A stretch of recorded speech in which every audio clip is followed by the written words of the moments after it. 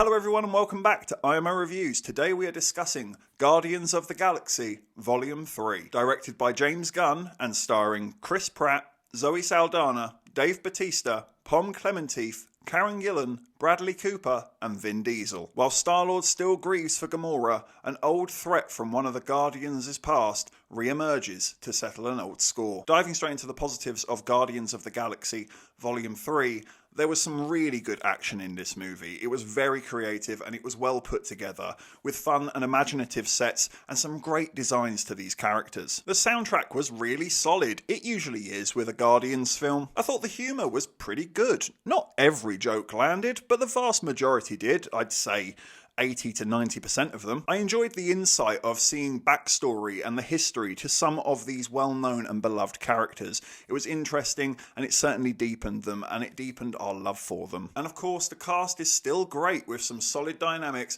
and fun back and forths with each other. Those who follow my channel regularly will know that I have not been Marvel's biggest fan of late, and this movie is definitely a step in the right direction. Compared to the miserable monotony that was Quantumania, my god, this film is outstanding. I actually felt connected. I actually had fun. I thought there were cool moments in the movie and it was visually pleasing. It felt like a good, fun, creative adventure in a fleshed out galaxy, whereas Quantumania struggled to make me care about a fucking blob. The difference in quality is staggering. Follow this blueprint, Marvel. But I do have a handful of issues with the film. A big one for me is the villain. I just didn't care about him at all. I wasn't intrigued or interested in him as a character. There really was no depth or exploration of his psyche. He's just a big evil guy who wants to do evil things, and that's really dull. And equally, he very quickly falls apart and just becomes a screaming moron that you can't stand to be in the same room with. Seriously, some of his later scenes were just painful to get through, and I'm quite surprised that James Gunn thought that was intimidating or intriguing, because it's just eye-rollingly bad. I also don't really know why Gamora is back. She felt like a spare tyre that wasn't ever really needed or used. I personally think that they should just leave Gamora and all of that well alone. By toying with it, you're just weakening that storyline in Infinity War and Endgame. And on a similar note, Adam Warlock was a bit of a mixed bag for me. Don't get me wrong, there are parts of his presence that I really enjoyed. Will Poulter is great as Adam Warlock. His action scenes are awesome, and he's even one of the funnier characters in the film. But he also feels a little bit wasted, like Gamora.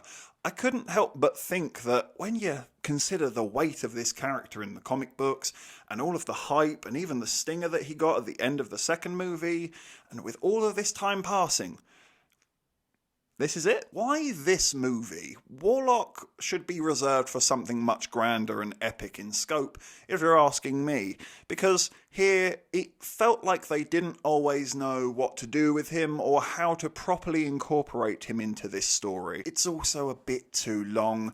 There's a lot going on, so there is some small credit for balancing the film better than others do. But yeah, especially towards the end, things started to be a bit rushed and quite messy.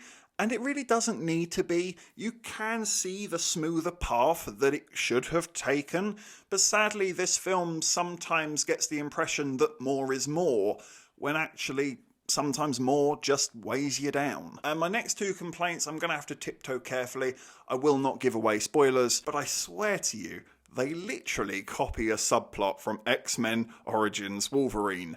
And I will not praise any film that steals plot ideas from that contrived piece of dog shit. And again, I'll tiptoe carefully, but I don't love the wrap-up of this movie. I found it to be rushed and kind of unnecessary. There's no need for it. There's very little emotional weight behind it, at least I didn't find it that moving, and I think it is trying to be, and I just feel like there's a much smoother way to finish things up here. But at the end of the day, I'm going to give Guardians of the Galaxy Volume 3 an 8 out of 10. In conclusion, this is much more like it, Marvel. I want the whole creative team behind She-Hulk to be trapped in a cinema and have to watch this movie on repeat until they start to understand how this genre is actually supposed to work. Thank you for watching this review. Please be sure to hit that like button and hit the subscribe button if you haven't already, and please do hit the comment section as well. Have you seen Guardians of the Galaxy Volume 3?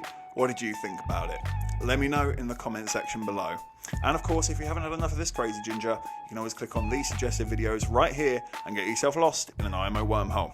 But if not, take care, and I look forward to seeing you on the next review.